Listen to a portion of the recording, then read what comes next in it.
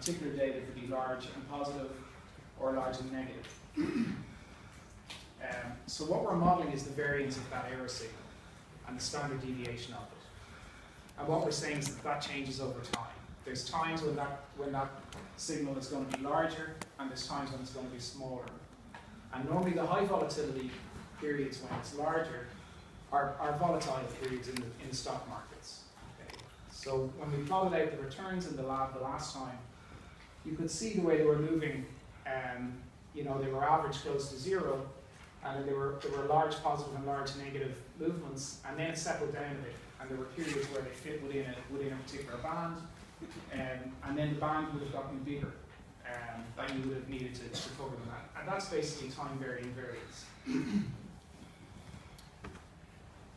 So when you look at this linear model, the problem with it is that it doesn't cover a lot of the features of financial data. So there's something called leptokurtosis, which basically means fat tails. So the distribution is fat tailed. It means that it's peaked in the center and it's higher out in the extreme areas of the distribution. So you're more likely to get an extreme negative return or an extreme positive return than you would be with a normal distribution. The other feature is volatility clustering. So as I mentioned before, when there's high volatility, it tends to all happen around a period of time. So if you look at the returns, the higher returns are bunched together, both positive and negative. And the smaller returns, they're bunched together as well. And then the final effect there is a leverage effect. It's not very loud in this room, is it? Okay. But I'll do that. Okay, no problem. That's great. Thanks for that. So the leverage effect basically captures the fact that when you have a large negative return, volatility can be quite high around that. Okay, so it's not symmetrical. If you have a large positive return, it doesn't have an effect on volatility as much. So if you think about people in the stock market getting worried and trading a lot, they do that when there's a large negative return. When there's a large positive return, it doesn't happen as much. And part of the reason for that is this, it's called leverage effects, okay? So when people are leveraged up, they're forced to sell when a price drops. We saw that if you have, let's say you've got a position, let's say you have £10,000 that you were investing, and actually you leveraged it up 10 times, and you bought a position that was £100,000. So in that case, a 1% movement in what you had bought would be a 10% movement for you. Okay. So basically, you will be more susceptible to negative movements. If you had a positive movement, large movement, it's not a problem. But if you had a negative one, you'd be forced to liquidate your positions. Okay. So that's a leverage effect. Volatility, it's not symmetrical in terms of whether the market goes up or down. When the market goes down, volatility tends to be higher. Okay, so we assume that the error terms were normally distributed and they had a mean of 0 and a variance of sigma squared. So this is just an EViews output, the SPY red. And we saw in the labs that, even looking at this, the actual, and also looking at the residuals, there's periods where the volatility is higher. So if you look around this area here, it's higher volatility. You can certainly see it in the original series and in the residuals. And then there's periods where it seems to be calmer. If you look at this period here at the end, it's mostly within a couple of bands. And that's time varying volatility. So this is something we're going to cover not in the next lab, but the one after that, volatility forecasting. So in eViews, when you have your GARCH models fit, you can fit them to the data and use them to forecast volatility over an upcoming period. Okay, and this is just showing squared returns and the forecast from a GARCH 1.1 model. So you can see that when the actual returns, the squared returns are high, the forecast from a GAR211 model is also high, and it's lower, you know, in periods when the squared returns are lower. So it's capturing or forecasting quite a lot of the level of volatility in the market. So we're going to cover that in the lab anyway later.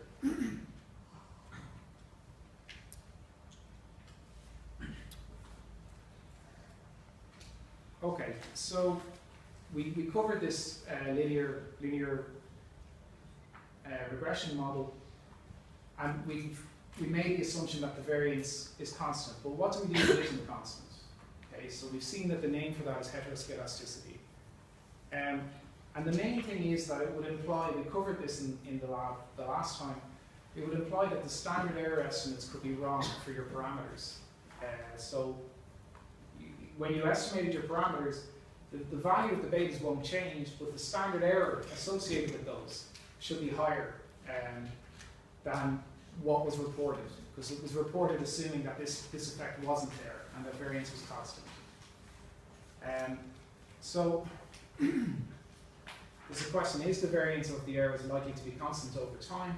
And the reason that question is there is because it's an assumption in the CLRM. And well, the answer is no. For financial data, that assumption is nearly always violated. Okay, so you always have to test for that, and either put in some kind of GARCH modeling, or use the robust errors when you report your regression results. Okay, so the answer is to use a model that doesn't assume the variance is constant. And if you recall the definition of variance, it's the expected value of the deviation from the expected value squared. Okay, so we saw with a coin, if it was +1 and -1, the standard deviation is 1. Your average value is 0, but on any particular flip, you either get a +1 or a -1, and the distance from 0 is always 1 in that case. So in that case, your U of t would be a series of +1s and -1s, and your expected value of U of t would be 0. And your sigma squared would be 1 then. Okay, so you have the expected value of basically a load of 1s, which would be 1. So your variance would be 1. And your standard deviation is the square root of your variance. So that would also be 1 if your variance is 1. So in the modeling, and because we have an intercept in the linear regression model, you can assume that the expected value of the residual is 0 by construction. So if the expected value of U of t is 0, the variance of U of t is just the expected value of U of t squared. Okay. Okay, so that explains what the variance is. In this case, it's just the expected value of U of t squared. And if somebody says, how do you calculate the expected value of something? Well, you know, if you had a time series of U of t and you had 1,000 values, you could just get the average of that. Okay, and that will be your expected value. Okay, yeah, so you would sum all of the U of t squared that you've got from 1 to 1,000, and you would divide them by 1,000. So in this progression, he's trying to figure out, we know that the errors, the squared errors, they aren't constant, okay, or the variance isn't constant. So what could they possibly depend upon? How would you, if you had to model them, what would you use to model them? Okay. And arch models just use lag versions of the squared residuals. So they're saying that basically the variance, the sigma squared of t, which is just the expectation of U of t squared, it's equal to an intercept plus some coefficient times a lagged version of itself. And that's an arch1 model. Okay. So we're going to cover how to fit one of those in the lab.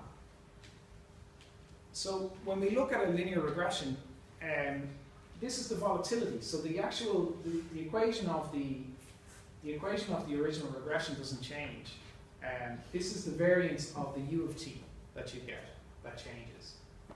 So what we're doing here is modeling the variance of the u of t. And u of t is just sigma of t times a normal variable. That's a standardized normal variable. So this is a normal variable that's got mean 0 and standard deviation of 1. Okay. So if you generate u of t is basically a load of normal numbers that have a standard deviation of 1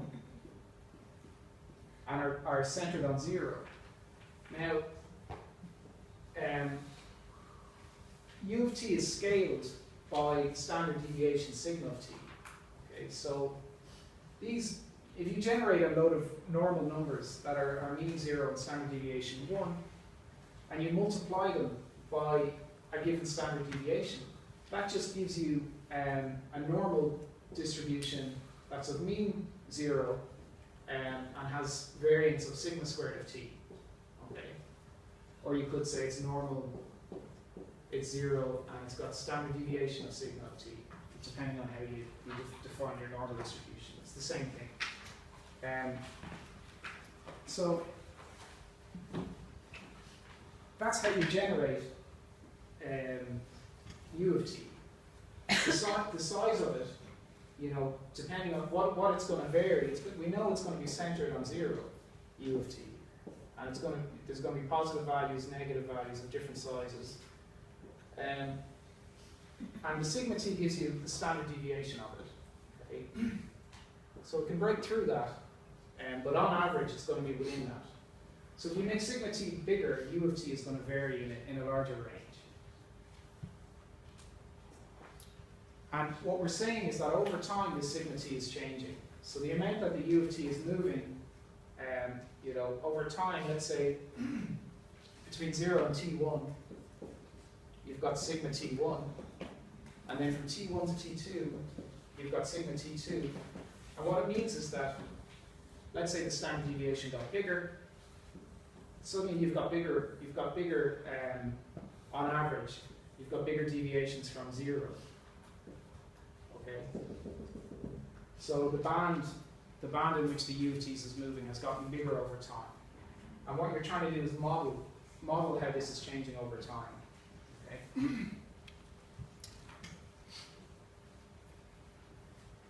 Okay, so does everybody understand that? You've got this sigma squared of t, which is the variance of the residuals, and you're modeling it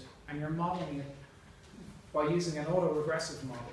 So we covered autoregressive models last week, and it's basically just, the model has the previous version of itself, which is actually u of t minus 1 squared. And that's an arch1 model. So if I asked you, how would you make an arch2 model? Does anybody have any idea? If I said, that's an arch1 model, how would you make an arch2 model? Anybody? Yeah? You would include alpha 2 and ut minus 2 squared. Yeah, so yeah, you would. You could just add in plus alpha 2 times u of t minus 2 squared. Okay. And you could do that for whatever number of lags that you wanted. These are lags of the squared residuals. And as we tested in the lab, you could just test, is this significant? So then you'd say, okay, when I tried to model the volatility of the residuals, I found 2 lags were significant, or 3 lags were significant, or 4 lags were significant. And what you're going to do in the lab and in the coursework is to pick the best model based on information criteria. So which model gives the best information criteria?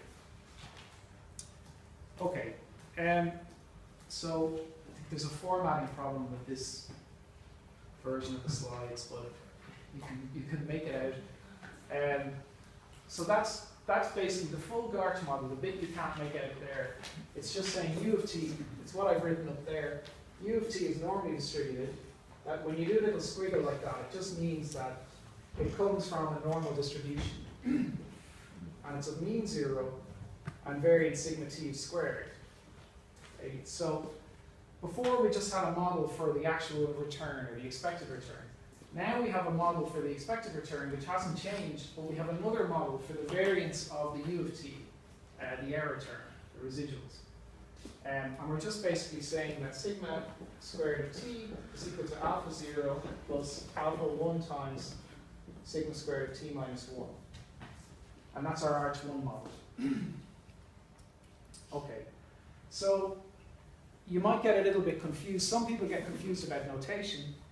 In the exams or in your assignment, I don't care what notation you use for anything. Once you've got the structure of the model, you could call this x if you want. Once you say x is the variance of the residuals, x is alpha 0 plus alpha 1 times x of t minus 1 squared. I don't mind what notation you use. Once you understand that the variance depends on the previous version of itself. Okay. What you'll see often in the a notation that's often used with Arch and Garch models is h of t is used instead of sigma squared of t. So they define the model, and this probably just stems back to some of the original authors who came up with Garch models used this nomenclature, and then it just, you know, often things are just by chance.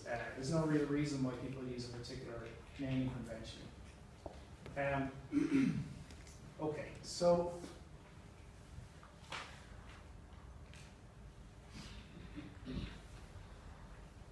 in that case then, yeah, you've got alpha 0 plus h of t minus 1, alpha 1 times that, plus alpha 2 times h of t minus 2. So we've just replaced the sigma squared of t here with h of t. And that's just a normal autoregressive model. It's simple. It's just the dependent variable is just depends upon lag versions of itself. And that's an Arch model. The key thing to remember is how it ties in to the original linear regression model. It ties in through the residuals, and it's the variance of the residuals. And it's a model for the variance of the residuals.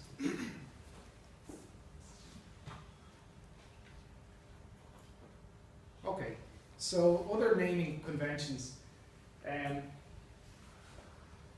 In this case, it's basically what I've written up here. You can define each u of t as being a normally distributed variable of mean 0 and standard deviation 1 times the standard deviation, okay, at time t. So basically,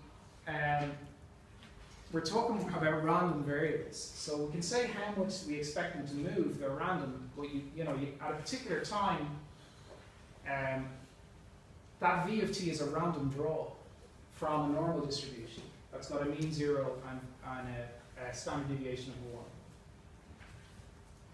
1. Okay, and the standard deviation, when you see sigma of t, that's what volatility is. It's the standard deviation or the volatility. When you see sigma squared of t, that's the variance, okay? So the original equation was an equation in the variance. It was in sigma squared of t. So if you want the same equation in terms of volatility or the standard deviation, you have to take the square root of the whole equation. So you get the square root of this. Because sigma squared of t was alpha 0 plus alpha 1 times u of t minus 1 squared.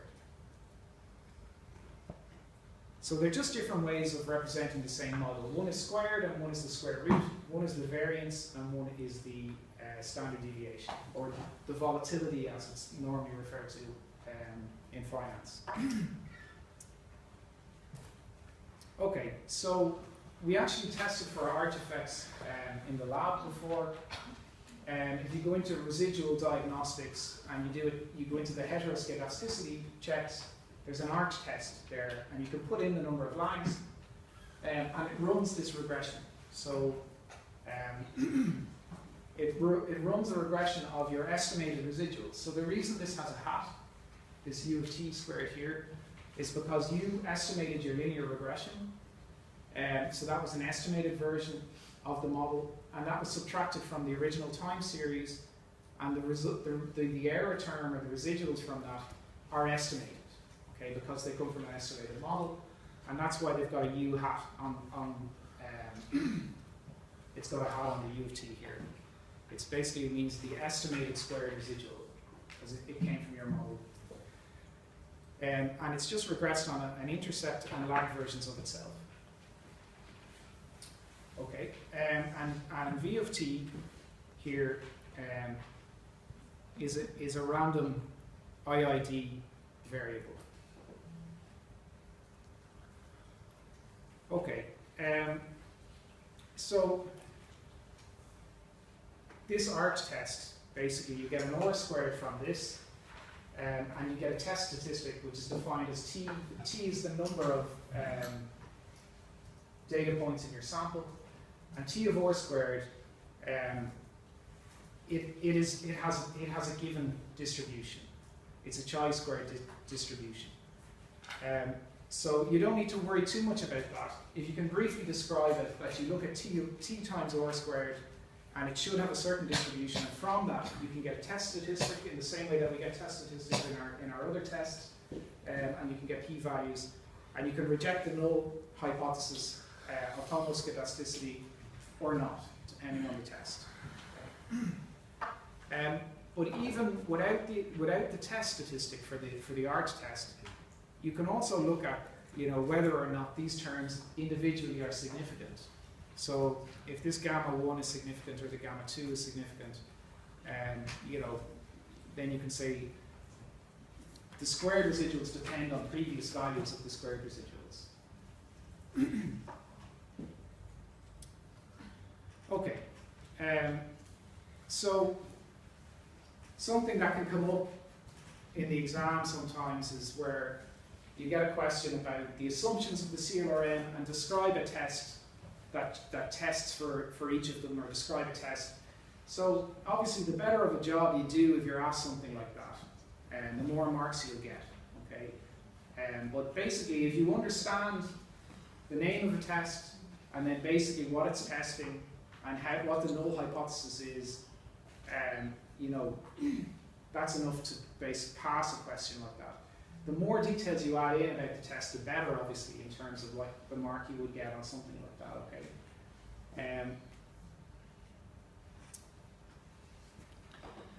Okay.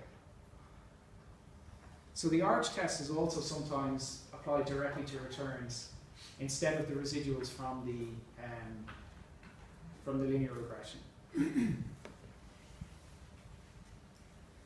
So some problems with arch models.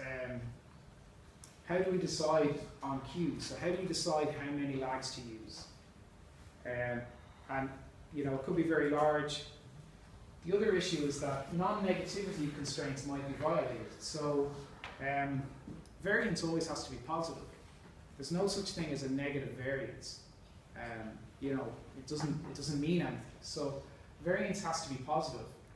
But these models could give you a negative variance, technically. So if you look at the equation, one of these,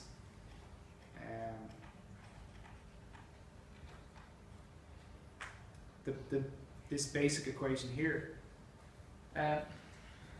there's nothing stopping alpha 1 from being minus something, negative.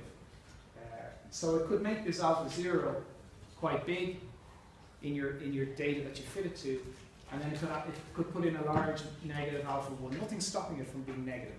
So that's a theoretical problem with the model. Okay. So a natural extension of an arch model, and it gets around some of the problems, is a Garch model. So in particular, the number of Q values that are needed. When you take into account a Garch model, it reduces that. So we're going to cover that next. I'm going to take a quick break for 10 minutes, and then when we come back, I'll cover Garch models, and then some adaptations that are made to Garch models.